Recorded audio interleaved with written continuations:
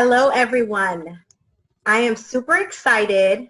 My name is Kiana Drew, and I am co-hosting the Diabetes Empowerment Summit with Danielle Harding. And today I have Robby Barbaro and I have Cyrus Khambatta. And they are the writers of New York Times bestseller, Mastering Your Diabetes. I am super excited to have you guys and to be interviewing you. I want to know more about how you came about, how you guys joined forces, and how you started your, it's a coaching program for people with all types of diabetes. That's exactly right. Okay. So tell me a little bit more about, or let's the beginning. How did you guys meet? Okay, so Robby and I, we were sort of living parallel lives without even knowing it for a number of years. I was diagnosed with type 1 diabetes in the year 2002. And then in 2003, basically for the first year, I followed the advice of my general doctor who told me to eat a low carbohydrate diet. So I was doing that, trying to control my blood glucose and keep my insulin use low. And my blood glucose became a disaster, and my insulin use kept creeping up over the course of time. So I was frustrated with poor blood glucose control. I couldn't exercise as frequently as I wanted to. My muscles hurt, my joints hurt. I started to get depressed. I started to get anxious. And then I decided that there had to be a better way. I started looking for more information, and it led me down the path of plant-based nutrition. So this was 2003, and I became a plant-based eater at that point as an experiment to see if it would actually help improve my health. And it was an incredible, incredible feeling to have more energy right off the bat. I was more hydrated. I was using, in the first month, I was able to reduce my insulin use by 40%, and my blood glucose became very controllable in a very short period of time. So that happened to me in 2003. And then if you fast forward, I got so excited by what was happening inside my body, I went to graduate school to go get a PhD in nutritional biochemistry at UC Berkeley. So I'm studying there. It's 2010, and I get invited to go give a talk with a guy named Robby Barbaro and some other people. And I said, sure, let's do it. Because I had heard about Robby through the guy that taught me how to become a plant-based eater, but I had never met him before. And at that point, Robby and I ended up meeting. So Robby, why don't you tell them what happened to you leading up to 2010? Okay, so leading up to 2010, just like Cyrus said, we kind of had these parallel experiences of trying different diets, doing our best to control diabetes to the best of our ability, and you actually feel good and be in full control of our life, be in the driver's seat of our diabetes health, as we like to say these days. So I tried many different approaches. I'm going to skip through all the details and just go to the point where I was doing a low carbohydrate plant-based diet. So it was a ketogenic diet, but it wasn't a popular phrase at the time. And I was learning from Gabriel Cousins at the time, and I was making sure to follow the program diligently. I would eat lots of olive oil, lots of nuts and seeds, and lots of greens. Lots of greens like celery and with some almond butter on it, plenty of arugula and lettuce and all that stuff. And I would eat a small amount of vegetables, things like bell peppers and, things like tomatoes. You had a small amount because they have a little bit too much glucose for that ketogenic approach. So I would do that. And the biggest struggle I had was just terribly low energy. I was a freshman at the University of Florida at the time, and I just didn't have the energy to go play basketball with my friends. It was really frustrating seeing all these other college kids eating whatever they want at the cafeteria, looking great, feeling great, and I'm trying this special diet and just feeling like crap. So I ended up going to a naturopath to try and figure out what can I do next? What should I try? And she suggested maybe you have to cleanse some heavy metals and you should try some chelation therapy. So I was going to do that. I was thinking about doing it. But before I committed to this expensive chelation therapy, I heard a podcast with the same guy that Cyrus learned from, Doug Graham. And he's talking about how you can eat fruits and vegetables, and these foods can actually help your body cleanse and detoxify heavy metals. I was like, wow, that seems like a lot more fun than going and doing chelation therapy. So I'm going to try this out. So I started working with Doug Graham. I bought his book, This is December of 2006. His book comes in the mail, and Cyrus is one of the testimonials in the back of the book. And his story was wait. I was in the back of the book. Yeah, I know. They should have put you on the book. Unbelievable. Seriously. So he's got a great story. And I started Googling him to learn more. And I found him on this Organic Athlete website talking about all his fitness. And the guy's like looking ripped. I'm like, this is great. This is a good inspiration. So I start working with Doug Graham. I email him every single day for 90 days straight. And I learned how to implement this low-fat, plant-based whole food nutrition. And my insulin sensitivity went through the roof. The amount of carbohydrate that I was consuming from whole fruits and the amount of insulin I was injecting was mind-bogglingly low. And that was the beginning of me learning about this way of eating, this way of living. And I was a student at the University of Florida, so I had access to the world's top peer-reviewed journals. And I could go look up the history, and I found out that this has been known for almost 100 years, back to the 1920s. When insulin was first discovered, Dr. Sansom was writing papers about seeing his patients improve their insulin sensitivity as they reduced the fat content in their diet. And there was decade after decade of more research in the top journals demonstrating this. So I'm getting excited about it. And just like Sarah said, we're living these parallel lives. I begin coaching people, helping them, and he's doing the same thing. We meet up at this presentation in San Francisco. And we're like, wait a minute, like we should be working together. Like let's join forces. And that's when we started doing some small group coaching together. We ran some retreats together. And then we launched Mastering Diabetes in 2017. So prior to that, I was working at Forks Over Knives for 6 years, helped launch that brand. And then we decided to do Mastering Diabetes full on. And I also went back to school to get a master's in public health to learn how to conduct research, which we're doing much more of at Mastering Diabetes, and read the literature and understand it.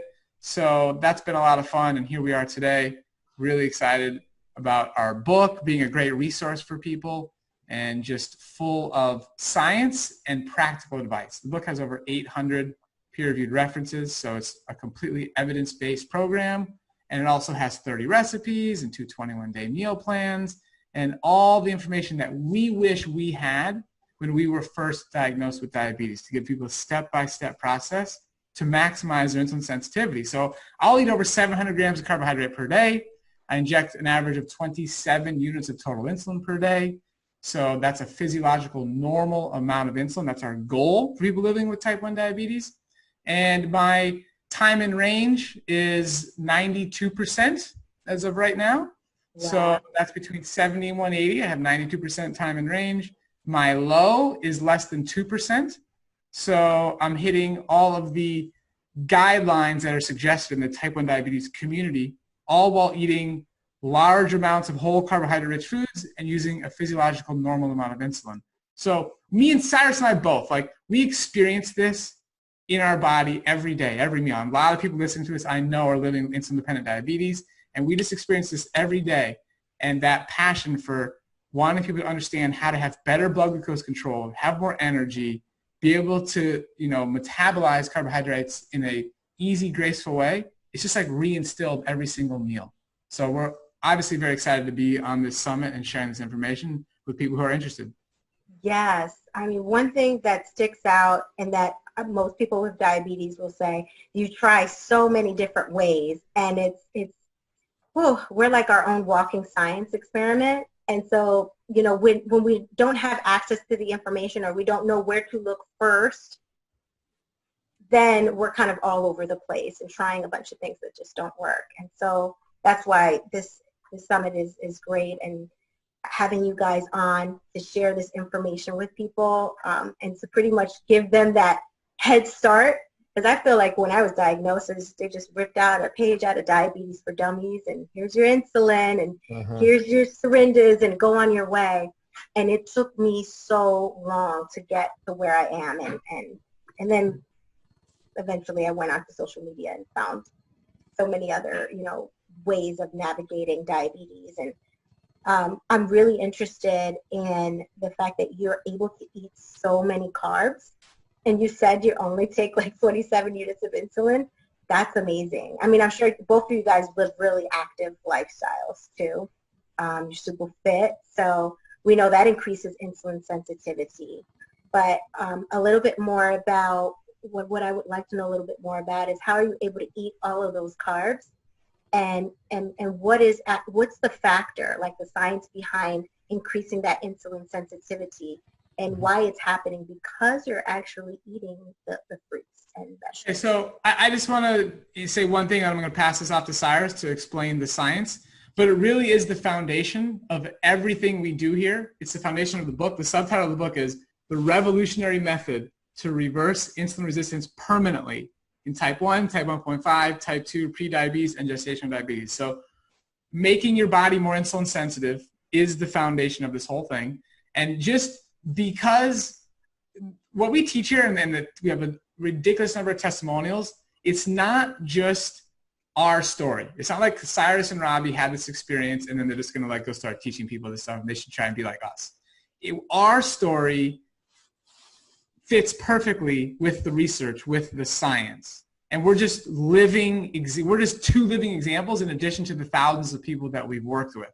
And again, I just want to I know our stories are useful to highlight, so I want to finish highlighting my numbers. I just looked up my Dexcom Clarity here just to demonstrate the point that a lot of people are concerned, like, oh, you know what? You could eat all these carbohydrates, and maybe you do use a small amount of insulin, but you're probably going up and down all the time. You probably have all these highs and lows, and it's hard to control diabetes when you eat tons of carbohydrates. And that's fundamentally untrue.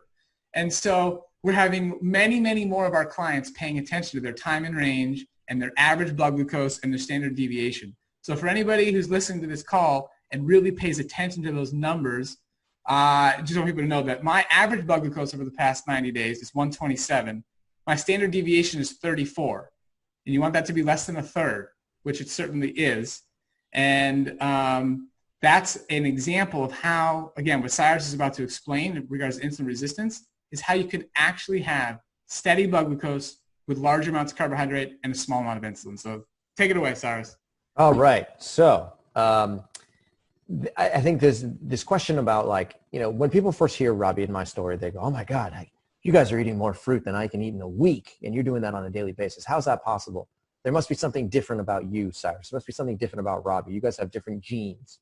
Or maybe you guys are running, you know, half marathons every single day in order to, like, metabolize that volume of carbohydrates, right? And the truth is that Robby and I are, yeah, for sure, we're active individuals, but we don't do any more activity than your average person, right? I go to the gym for an hour a day. Robby goes to the gym for an hour a day, and that's it. There's like, we're not like super athletes, right? So the question really becomes, well, how is it that you can live an insulin-sensitive lifestyle in which the total quantity of carbohydrates is very high while your insulin requirements are low, like in the 20s or 30s units per day, right? That's the real question. And then the second follow-up question would be, you know, is that only applicable to Robby and Cyrus, or is that applicable to other people as well? Is it applicable to people with type 1, people with type 2, people with prediabetes, people who don't even have diabetes? And the beauty is that it applies to every single human being, but it's just very apparent and very measurable in people with type 1 diabetes, okay? So if we go into the evidence-based research to try and understand what the heck is going on, what allows people like us who choose to eat a low-fat, plant-based, whole food diet the opportunity to eat so many carbohydrates, right, without increasing our insulin requirements dramatically. And the answer is actually quite simple, but let's go into detail about what it is, okay? We've been told for the longest time that diabetes is a problem of carbohydrates, okay? And that the reason that you have become diabetic is because you ate too much sugar as a kid, or that you're currently eating too much sugar, or you're currently eating too many carbs, right? People use this term carbs all the time. Right. And the truth is that sugar and carbohydrates don't actually increase your risk for diabetes nearly as much as something else in your diet. And that other thing in your diet is dietary fat. I saw you mouth that exactly. Fat. Right? Well, something I want to share quickly. I learned that it has something to do with your cells, because I'm in school for nutrition at the moment. So your cells can't handle all that fat, and there's certain like parts of your tissue that are like that. In like just simplify it, they're just saying this is an overload for me. This is too much fat. I'm not designed to work this way. And then it causes like inflammation, and it sends out other signals that kind of turn off insulin's ability to do its job. Exactly right. Exactly right. So anytime you eat food that's fat rich, whether that food comes from the animal world or whether it comes from the plant world, it could be things like chicken and red meat and dairy products and cheese and ice cream, or eggs and bacon, okay? That comes from the animal world. Or it could be avocados, nuts, seeds, olive oil, olives, coconuts, things from the plant-based world. Regardless of the type of fat that you're eating, most of the fat that you consume in your diet is consumed as a triglyceride. So a triglyceride is just a fancy scientific way of describing the actual structure of these fatty acid molecules. Okay, triglyceride basically means 3 fatty acids attached to glycerol. Okay, so you have a glycerol backbone, and then you have 1, 2, 3 fatty acids that are attached to it. And this triglyceride molecule is present in both animal and plant-based foods. When you consume fat-rich foods, the triglyceride molecules travel down your esophagus, they get into your stomach, they get into your small intestine, and then inside of your small intestine, you have this cocktail of digestive enzymes that are manufactured by your small intestine and your liver and your pancreas in particular. So each one of these organs is secreting digestive enzymes into your small intestine with the specific goal of trying to rip apart the nutrients in the food that you ate and expose those nutrients so that those nutrients can then be transported to the tissues in which they belong. So the digestive enzymes are things like carbohydrases and proteases and lipases. Okay? And these are all just like different names for enzymes that have very specific roles. And so when it comes to tearing apart these triglyceride molecules, you're requiring these things called lipases. And so these lipases go to work and they start to rip apart the glycerol from the 3 fatty acids. And then these fatty acids get absorbed through the walls of your small intestine. And then once they go through the wall of your small intestine, they're put into these particles known as chylomicrons. And these chylomicrons are basically like little transport vesicles that have cholesterol as well as fatty acids inside of them. And they're in circulation throughout your blood 100% of the time. They just happen to be more abundant right after you eat food. So the chylomicron particles have a specific goal, and their goal is to deliver fatty acids to tissues that want the fatty acid, not even want, the tissues that can accept the fatty acids. So if those chylomicron particles could deliver the fatty acids only to your adipose tissue or your fat tissue, then diabetes wouldn't really be that big of a deal in today's world. It would be sort of like a problem that was, kind of a little bit there, but it wouldn't be one of the leading causes of death. Okay? So your adipose tissue is your fat tissue. It's in your neck. Yeah. It's in your armpits. It's in your triceps. It's in your abdomen. It's in your butt. It's in your quadriceps. It's all over your body. And so the chylomicrons certainly do deliver the fatty acids to the adipose tissue. And the adipose tissue is a perfectly designed space, a perfectly designed tissue to be able to uptake those fatty acids from the chylomicron particles and hold on to them for a long period of time.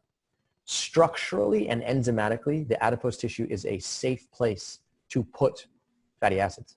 The problem is that when the fat concentration inside of your diet on any single meal, or especially if you're eating fatty acids, fat-rich foods for breakfast and lunch and dinner, and then again tomorrow and the next day and so on and so forth, is that the amount of fatty acids that goes into the adipose tissue, okay, there are fatty acids that go there, but then in addition to that, there are fatty acids that spill over into your liver and into your muscle. And those 2 tissues in particular have a very low tolerance for fatty acids. Okay? Your muscle is designed to be able to uptake fatty acids in small quantities. Your liver is designed to be able to uptake fatty acids in small quantities. The problem really starts when the quantity of fatty acids that are being distributed to those 2 tissues exceeds their ability to uptake it effectively.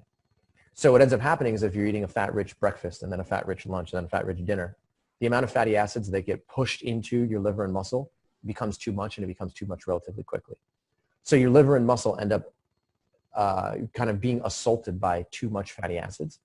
And if they had an ability to block those fatty acids from coming in, they would do it certainly. But they don't really have a good mechanism to be able to stop fatty acids from coming in because they kind of just diffuse into tissues. So what ends up happening is that these two tissues say, okay, we can't block these fatty acids. Let's do something else. Let's try and block more energy. Just put a general lock on this door, or just like create a wall around this cell so that we can block more energy from coming in, because we effectively just have too much energy stored inside of this cell. So in order to do that, what they do is they say, okay, well, who's the master signal that allows energy to come inside of the cell? The answer is insulin. Because insulin is the most powerful, what's considered anabolic hormone in your body. Insulin is the most powerful signal to regulate all anabolic processes, meaning any synthetic process, whether it's fuel uptake, whether it's glycogen synthesis, whether it's fatty acid synthesis, whether it's protein synthesis, whether it's muscle tissue growth, you name it. Insulin is the most powerful signal for all of those things. So what the cells do is they basically say, hey, we're going to stop paying attention to insulin. We're going to take our insulin receptors and we're going to pull them back inside. Not all of them, but just most of them, right? And then we're going to make it so that the next time insulin comes around, we're not going to pay attention to it. Okay, so that means that, you know, if you go eat a banana, let's say you had a fat-rich meal today, your liver and muscle basically said, okay, we're gonna down-regulate the insulin receptors and become insulin resistant by protecting ourselves against insulin. Then you go eat a banana tomorrow. You have one banana, and the glucose from that banana tries to get inside of the tissues. So insulin goes, knock, knock. Hey, muscle cell. Hey, liver cell. Do you want this glucose? And the muscle and liver cells say, I'm not paying attention to you right now, insulin. Remember this whole insulin resistance thing that I created? I'm doing it as a self-defense mechanism. I'm not paying attention to you right now. So as a result of that, the glucose gets trapped in the blood. And the insulin also gets trapped in the blood. And insulin's like, well, that wasn't really effective. I couldn't do anything there, right? So that's classic insulin resistance, is that you eat something that contains carbohydrate. You check your blood glucose 2 hours later. The value is extremely high. Your blood glucose is in the 200s or maybe even in the 300s. And then you point a finger at the banana and you say, how dare you, banana? You're the fault. You're the problem, right? I had one banana and my blood glucose went through the roof. Therefore, carbohydrates are bad for me, right? And that's the thought process that sort of plagues, I will use the word plague, that plagues the low carbohydrate community, okay? They're not bad people by any stretch of the imagination. It's just that the science is clear, but yet the conclusion is often erroneous. So the conclusion usually most people make is like, okay, well, I guess I can't eat carbohydrates. I can't eat bread, pasta, cereal, fruits, potatoes, quinoa, rice. I'm out. I can't eat any of that stuff. And I'm just going to go eat more peanut butter and dairy products and meat, because that doesn't that doesn't cause my blood glucose to go up, right? But what we are educating people on how to do, and what Robby and I practice in our daily lives, is we do the opposite. Because rather than pointing a finger at the carbohydrate-rich food as the cause of the problem, the carbohydrate-rich food is just the messenger. It's just caught in the crossfire, and it's the victim of a traffic jam. So what we do is we go to the beginning of the traffic jam and we say, well, what caused the traffic jam? And the answer is an excess accumulation of fatty acids in the liver and muscle where they don't belong. So the way to get rid of that problem is to decrease, but not eliminate, the total quantity of fat that's in your diet. And the simplest way that you can do that is to shift over to a more plant-focused diet, okay, a plant-strong diet. So if you're eating more whole foods, more plant-rich foods that are lower in fat, like fruits and vegetables and beans and whole grains, what you end up doing is you just naturally lower your total fat intake. And again, this is not a no-fat approach. You can't even do that. It's just a lower fat approach. And when you're doing that and you're eating a ton of fiber-rich foods that come in with a ton of water, as a result of that, you actually get fuller quicker, and it allows you to feel satisfied. And the flavors are very tasty. So point being is that you reduce your total fat intake, you start to eat a lot more plant material, and within days, your insulin sensitivity becomes restored. Because the fatty acids that are stored inside of your liver and muscle start to get burned. They start to get burned for energy. And as a result of that, the liver and muscle basically are like, you know what? I'm trying to get rid of these fatty acids. Let me burn them and turn them into ATP. And then that way I can get rid of them. And as a result of that, the next time you eat more carbohydrate-rich food, your liver and muscle don't have any need to play the insulin resistance game anymore, because they're like, I'm open for business. I welcome glucose to come into this cell. So give me glucose. I will pay attention to insulin. And as a result of that, you can then increase what's considered your tolerance for carbohydrate-rich foods. So increased carbohydrate tolerance equals increased insulin sensitivity. They're kind of two different ways of describing it. Right. And that's the game that we play. That's the game that we've taught thousands of people to play. And that's the game that leads to incredible short-term and long-term health. Does that make sense? Yes, it makes a lot of sense. I've been learning a bit more about this. I'm actually really looking forward to trying your way of I can't wait. Diabetes. I really am. I've been on, I wouldn't say I'm on a plant-based diet. So I do eat some meat. I eat mostly fish. But one thing that I've noticed that leads to the insulin resistance is my fat intake. So, and I do eat my avocados and nuts and seeds. And I remember going keto at one point, and going on a keto diet, this was some years ago, I had worse insulin resistance, the worst. And at some point it seems like it's working, and then it doesn't. Then it's like a weird plateau. And I'm like, why is my insulin, why do I now need more insulin when I'm not eating that many carbs? So that was kind of weird. And then as soon as I did introduce carbohydrates into my diet, oh, that set my blood sugars like all over the place. But I noticed when I started to eat more vegetables and I stopped being so afraid of fruit, I stayed away from fruit for a long time. And once I got over that, and I said, I'm just going to try some fruit. I'll start with the forest fruits, the berries and whatnot, and just ate mostly salads. I noticed my insulin sensitivity did increase. And as you were describing, how your way of eating leads to insulin sensitivity, it also made me think about fasting, intermittent fasting, because that also allows your body to go ahead and use up all of that stored energy and turn it into ATP. 100%. Right. Question. For people who don't know what ATP is, can you just give us a short description? For sure. So think of ATP as basically being the cellular form of energy, right? So like in your house, the cellular form of energy is electricity, right? Electricity powers your lights, it powers your ceiling fans, it powers your stove, you name it, right? So without electricity, all of a sudden you're like, can't really do anything. Same thing in a cell. A cell has an ability to manufacture its own electricity, if you will, or its own ATP.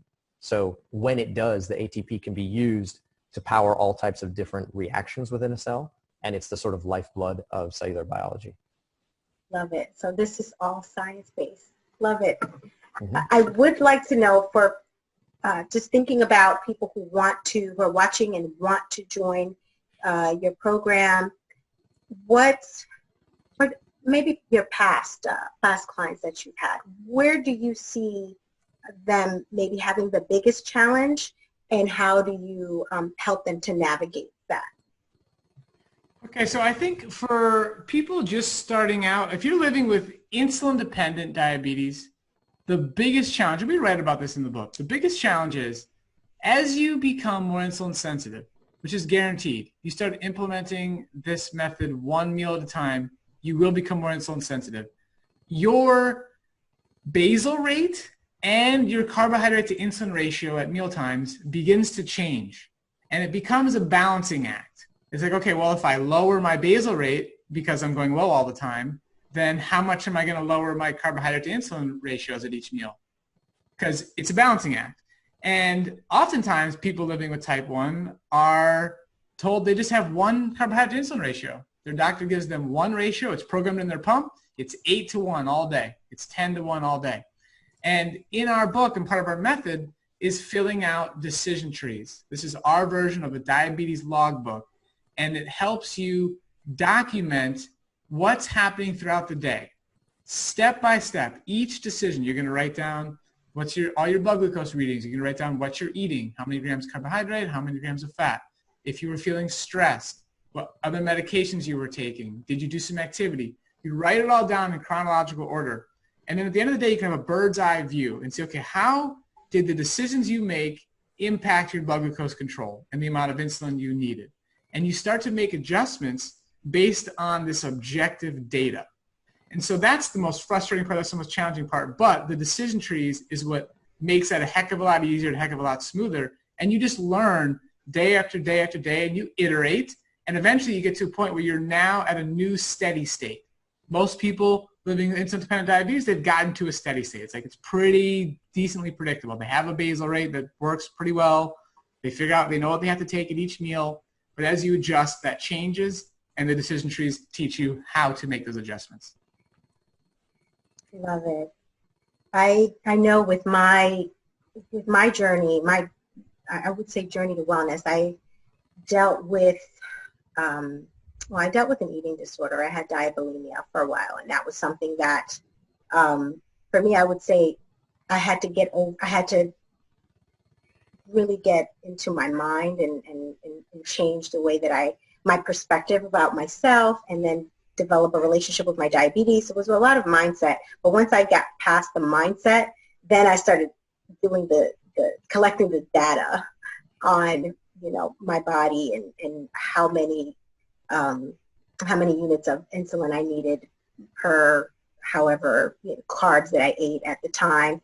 And I noticed that it was fluctuating a lot. And as I decided to try different diets, then I'd have to find that balance. So I could see where that would be, where someone is trying to figure out, like, how do I balance this all out? Because there's all these changes happening. And in this approach, it's worth it. It's worth the work to become more insulin sensitive, to get to that place where you have stable blood glucose readings. As you increase insulin sensitivity, you gain more energy. You have a heck of a lot easier job getting to your ideal body weight. Your skin starts to clear up. Like, all these amazing things happen in the moment, like, that actually matter now, in addition to reducing your long-term chronic disease risk. People living with all forms of diabetes, the number one cause of death is heart disease. Us type 1s, we're not going to die of high blood glucose readings. That's not what's taking us out. It's our lifestyle that's leading to plaque building up in our arteries leading to heart disease. So when you're reversing insulin resistance, you're addressing that at the root. And same thing when it comes to chronic kidney disease, retinopathy, neuropathy, these common complications. You can reduce your chance of developing those by taking your diet and your lifestyle into your own hands and maximizing your insulin sensitivity. Could you either one of you, walk me through your what you eat in a day? Like, what is your breakfast, snack, lunch, dinner, snack look like? Just for people who are watching who want to know, like, I don't know, what is this going to look like for me? I'll go first, and then Cyrus can share his. So okay. I choose to eat very, very simply. So before I run through my day, I want people to understand that there's a lot of different ways to do this. It could be more gourmet, it could be more flexible, it could have all fancier recipes. But for me, I literally just eat like bowls of fruit, like literally bowls, and then a salad. So for breakfast, it's going to be, today I had figs, bananas, and lettuce. For lunch, it's going to be some mangoes, papaya, some figs, and some arugula. Then I eat 4 times a day to get enough calories, because I do move my body. And I have like a pre-dinner, which is mangoes, wild blueberries, some more arugula, some tomatoes. And dinner's a big salad with like lettuce, arugula, cabbage, carrots, tomatoes, more mangoes, more papaya, some berries, lots of onion. I love green onion. I just love it. Like 100 grams of green onion every dinner meal. And then adds a lot of flavor, and sometimes I'll throw some spices on top of that. But it's just super simple, a small number of ingredients, but I have a diverse number of ingredients throughout the week, throughout the year as the seasons change. But each meal in and of itself is very simple. That sounds delicious, by the way. I started to get hungry. I love greens. I love veggies. I need to explore different fruits. I've been eating dragon fruit, which I like. It's not that sweet. Yeah, it looks better than it tastes. I feel like it tastes like a low sugar kiwi. It's like not as tart as kiwi. Yeah. Yeah. Are you mostly raw? Because I didn't hear you say anything about cooking. Yeah, so technically my diet is a raw food diet, although I don't really emphasize that or talk about it. It's not really a big deal. I just like eating a ton of fruit. It's like available to me. And I just eat a bunch of green light foods and focus on the fruits. And I have lots of sugar snap peas and lots of non-starchy vegetables and leafy greens and herbs and spices and some mushrooms, but I just love the fruits.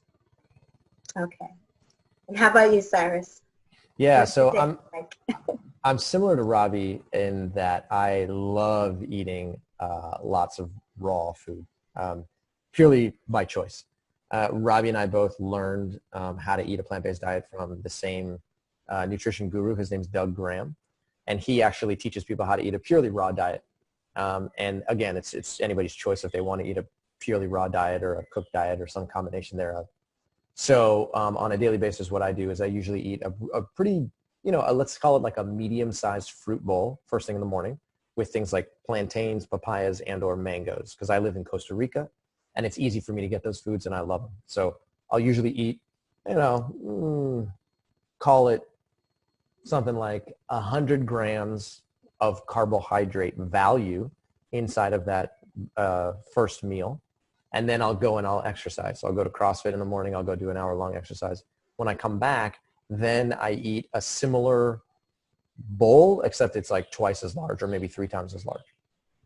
So at that point, I'm eating more bananas, more papaya, more mango. Sometimes I'll have some dates. Maybe I'll have some raisins put on top. But the idea here is that I'm eating a much larger bowl in the post-exercise state, and I'm refueling using carbohydrate as my main fuel source. In that meal, I'll eat something like 250 grams of carbohydrate in that single meal. The first meal, I'll eat 100 grams of carbohydrate for 3 units of insulin. The second meal, I will eat 250 grams of carbohydrate for 5 units of insulin. Okay? Then when it comes to the middle of the afternoon, I'll usually transition towards things like chickpeas. Absolutely love it. I'm infatuated with chickpeas. So I eat chickpeas. Yeah, you too. I'll have chickpeas. I'll put some like tomatoes or maybe some zucchini or some other vegetables to go with it. I'll have a snack in the early afternoon. Usually I'll inject maybe 1 or 2 more units of insulin for that meal. And then by the time dinner rolls around, I transition to like more vegetables. So at that point, I'll be eating steamed broccoli, steamed cauliflower, steamed green beans. I'll put together some kind of salad. Maybe I'll eat some more garbanzo beans. Maybe I'll eat some more black beans. And it's usually like a half raw, half cooked meal at that point. Sometimes I'll throw in some quinoa as well. Sometimes I'll throw in some rice. And that'll be pretty much a full day's worth. So just like Robby, I eat regularly 700 plus grams of carbohydrate per day. So let's just call it 700 for the sake of argument. And I will inject 11 units of basal insulin, and I will take a total of between 12 and 14 units of bolus insulin. So what that means is that I'm using between 23 and 25 units of insulin per day in order to metabolize 700 grams of carbohydrate per day. And my A1C value is like a 5.4%, like pretty darn stable. I'm not perfect. I do get some highs every so often. I do get some lows. I'm not going to, lie about that. But overall, blood glucose control is pretty darn good. And, I feel like $1 million. So it's pretty fun. Amazing. I'm shaking my head here, not because I'm like, that's a shame. I'm just like that. I'm jealous. What do you say? I got an idea. Why don't we help you, try this out for like a 2-week-long period. Just do a quick experiment and see what it feels like. And then I think you're going to be flabbergasted at the numbers you see on your blood glucose meter and the amount of insulin you are not using anymore. It's a really cool process. Wow. That's just amazing, just hearing how many units of insulin you take. Because on average, and this is me not eating fruit. I'm just, for the most part, I eat a lot of salad. Like my morning breakfast is an avocado and then slices of tomato and maybe like a little bit of cabbage. And then I'll drizzle that with a little bit of like balsamic glaze. I like truffle oil. I get fancy. Nice. But I have an avocado that has that high fat in there. Yep. And then lunch would be it would be like cooked green beans in olive oil, sprinkle some sesame seeds on there. But And then my dinner would be like fish and a bunch of veggies. Once again, I'm using olive oil. I may have, some tomatoes in there as well. But I'm probably taking about 38 units of insulin, 37 units of insulin, and 14 of that is basil. And I'm not eating that. I don't have any fruit in there, except I think avocados are supposed to be fruit. I don't know, but tomatoes. Technically, yeah, they're fruit. But and if I snack on anything, it'll be like cherries. But I'm thinking for just a few cherries, like 2 units of insulin. Okay, so let's do a quick math thought experiment here, because the numbers actually are very important to understand in the case of people with type 1. Okay, do you know approximately how many total grams of carbohydrate you're eating per day? Have you ever measured? I haven't really gone and weighed my food and things of that sort. I'll look at the back of, and I do like a guesstimate of what it is. And I'm normally on point, but I wish I knew exactly how. I don't feel like I'm eating that many carbs, but I feel like I do have a high fat diet. Do you have a ratio that you inject to figure out how much insulin when you're looking at the back of the label? You're like, oh, I'm going to inject 5 to 1, yes. 10 to 1? For every 1 unit. You're 8 to 1. 8 to 1. Okay, so how many total, you said using 14 units of basal insulin. Mm-hmm. It comes out to like 13 point something. Okay, and then 14. You're using 38 total units of insulin per day? About. Okay, so it's right in between 32 and let's say I grazed a little bit extra. Let's say I had a little extra snacky day. Then I go over to like 38. It's always under 40. Okay. I'll give you the benefit of the doubt. Let's say you're injecting 35 units of insulin per day. Yeah. Mm-hmm. So 35 units of insulin per day, 14 of which is basal, which means 21 of which is bolus. And if you're injecting those 21 units at an 8 to 1 carbohydrate to insulin ratio, that means your average carbohydrate intake is probably somewhere in the like 160, 170 range. Okay. So let's just use these this is just like an experiment, and it could be correct and it could be wrong. So let's just say, for the sake of argument, you're eating 170 grams of carbohydrate per day. Okay, well, even 175 grams of carbohydrate per day, okay, divided by your total insulin use, which is 35. So that gives us basically an overall ratio of 5 to 1. That means for every 5 grams of carbohydrate that go in your mouth, you require 1 unit of insulin in a 24-hour period, okay?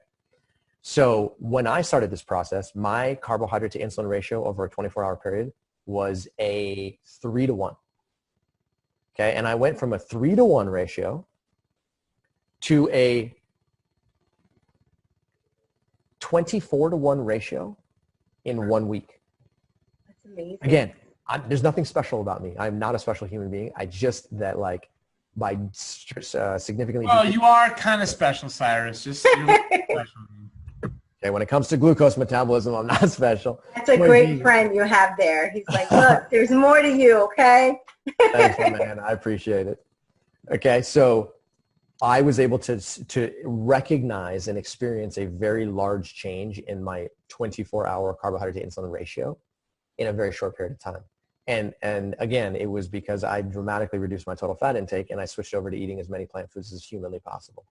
And this process unfolds and literally, I kid you not, 100% of people that come through our coaching program, okay, who actually apply our methods the way that we describe, get these like unbelievable numbers that make Robby's and my number look like nothing, right?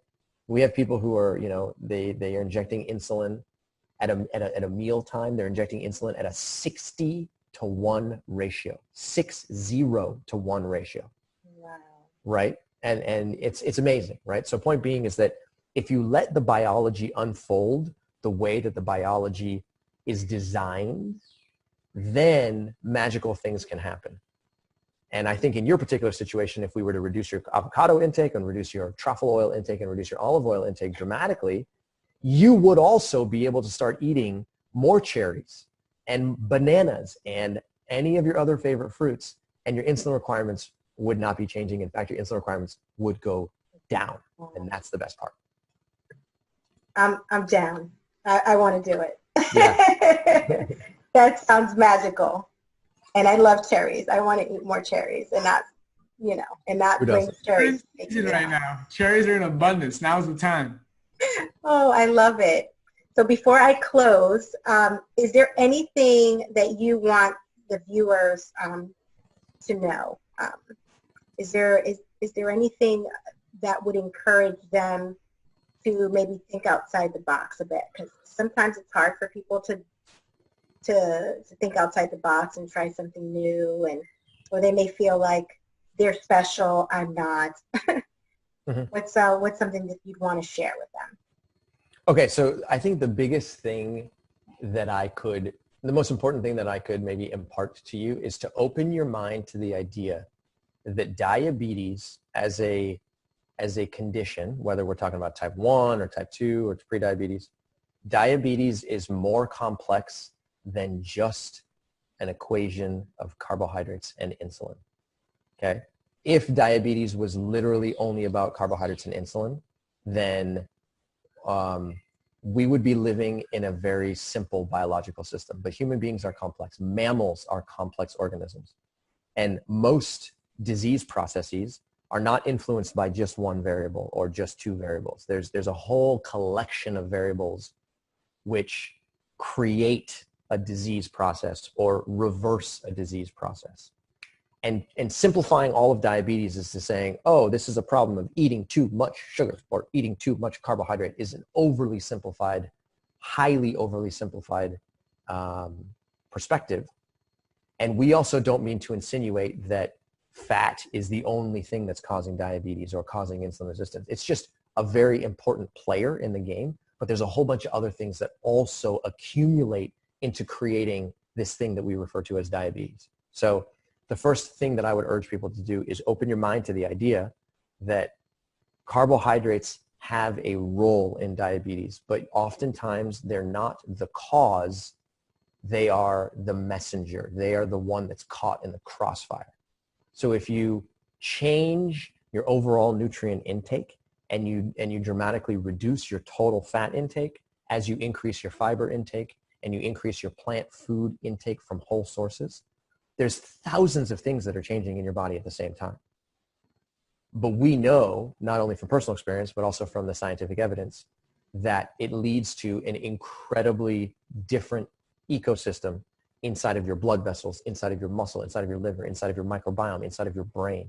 And when you let this ecosystem unfold, magical things can happen. So open your mind to the idea that diabetes is bigger than just carbohydrates and insulin.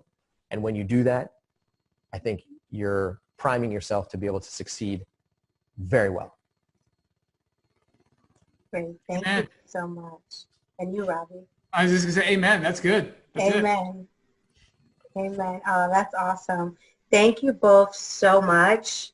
Guys out there watching, go grab yourself a copy of Mastering Diabetes. I've got to get mine. Look at that's what it looks like. Guys, grab a copy. The book is available everywhere. So Amazon, Barnes & Noble. If you're listening internationally, you can get it shipped to you for free from bookdepository.com. You just go to masteringdiabetes.org/book and you'll find all the links. We read our own audiobook. So if you like listening to audiobooks, you can hear us read the text. And we also added some additional information in the beginning of each chapter. So that's a good resource. If you enjoy Kindles or reading it on your Nook, we got all the digital versions. So grab a copy of the book, and we hope you learn a lot. Yes, that's wonderful. I learned a lot today, and yes, I'm hopping on board. I really want to I need to get more insulin sensitive, and I have not tried this way. So, thank you so much. And guys, tune in. There's a bunch of other wonderful interviews, and thank you for tuning into Diabetes Empowerment Summit. Thank you so much, Robby. Thank you so much, Cyrus. Thank you. We appreciate you having us here, and it's very nice to meet you, Kiana. And I'm excited. I'm excited to see what unfolds in your body. I really am, because you're in a position to not only experience it, but also help other people understand what benefit they can gain. So let's do this together, and we're here to help you out in any way we can. I'm excited. Thank you. Tag us on Instagram at Mastering Diabetes as you eat these meals, as you transition. And there's a whole community there that's going to help. We'll reshare, and you'll get some support. Awesome. Thank you both. Thank you.